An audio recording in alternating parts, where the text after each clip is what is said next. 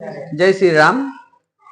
আমাৰ অসমত প্ৰথমবাৰ বাগেশ্বৰ চৰকাৰ আহিব মাৰুতি মহাযজ্ঞ 30 তাৰিখৰ পৰা 7 তাৰিখে আছে।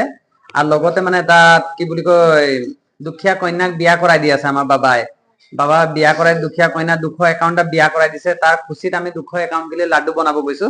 এই লাড্ডু বনাই আছো আৰু লাড্ডুটো বনাই আমি গোটেই বিতৰণ কৰিম। আমি সকলোৱে মিলি বনাই আছো আৰু 200 একাউণ্টটা কন্যাক দুখীয়া পৰিয়ালক মানে বিয়া কৰাই দিছে। লগতে যিমান সামগ্ৰী কাঠৰ পৰা ফাৰ্নিচাৰলৈকে খোৱা বোৱা বস্তুলৈকে গোটেইকেইটা দিছে আৰু পালেং ডাইনিং চফা যিমান কমপ্লিট বস্তু দিছে মানে দুখীয়া তো সেই দুখীয়া কেইটাৰ কাৰণে আমি খুচিত আমি 200 একাউণ্ট গিলে লাড্ডু বনাইছো আৰু লগতে প্ৰথমবাৰ আমাৰ বাবা আমাৰ যোনটো নিমন্ত্ৰণ আমি দিলো যে আহিব বাবা বুলি আমাক স্বীকাৰ কৰিলে।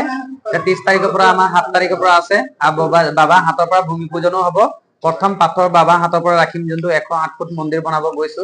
সকলোৰ আশীৰ্বাদ সকলোৰ সহযোগত এতিয়া বাবাই আহি পাব আমাৰ কালিপুৰ 30 তাৰিখত আহি পাই যাব। 30 মাৰ্চৰ পৰা 7 তাৰিখত আছে। জয় শ্ৰীৰাম, জয় বাগেশ্বৰ ধাম।